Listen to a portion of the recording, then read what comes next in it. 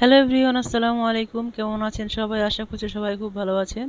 চলে আসলাম আপনাদের মাঝে একটা ভিডিও নিয়ে। আজকে কথা বলবো ডাইনি তিশাকে নিয়ে। ডাইনি মাগিনুর তিশা।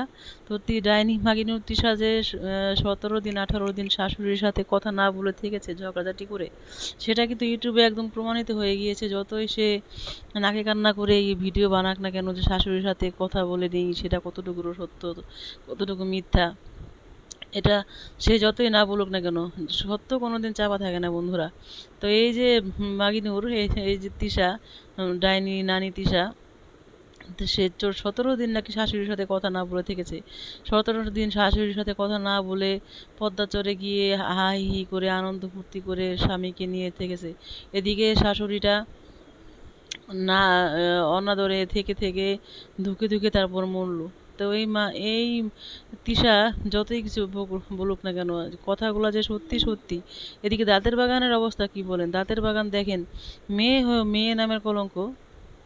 দাঁতের বাগান তো মানে ভিউর লোভে এখন ভাবির নামে সাবাইগিরি করতে চলে এসেছে, যে আমার ভাবি যদি কথা না বলতো তাহলে তো মা আমাকে বলতো।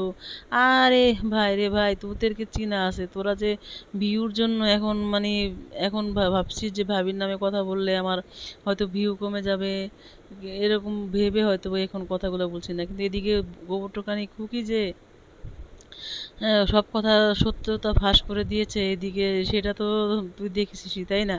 তো তিশা ডাইনি নানির কথা আর কি বলবো, সত্য তো ঢেকে রাখতে পারলি না। তো কি বড় অসভ্য মহিলা, চিন্তা করেন, যে শাশুড়ির সাথে 14 দিন 17 দিন না কথা বলে থেকে এখন ইউটিউবে বড় বড় করে কথা বলতে চলে এসেছে যে আমি আমার শাশুড়ির সাথে এই করি সেই করি, বন্ধুর মতো ছিলাম, আমার শাশুড়ি আমাকে আমার তিশা ছাড়া কথা বলতো না।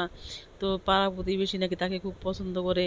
তো পাড়া প্রতিবেশী যদি তোকে পছন্দই করে, তাহলে চাচি শাশুড়িদের কাছে কেন যেতে পারিস না? খালা খালাতো ভাইয়ের ননদের বিয়েতে, তারপর দেওরের বিয়েতে কেন যেতে পারিস না?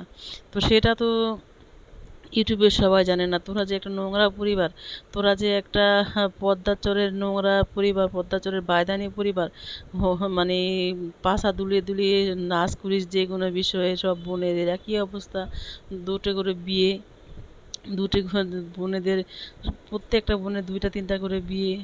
তো তোদের দ্বারা এর থেকে তো আর বেশি কিছু সম্ভব না, তাই না? তো কি আর বলবো দর্শক, আজকের ভিডিওটা যদি ভালো লাগে, এটা আমার প্রথম ভিডিও আমার চ্যানেলের মাধ্যমে আমি আপনাদের কাছে চলে আসলাম। পরবর্তীতে আরো অনেক সুন্দর সুন্দর ভিডিও পাবেন আশা করি। আসসালামু আলাইকুম।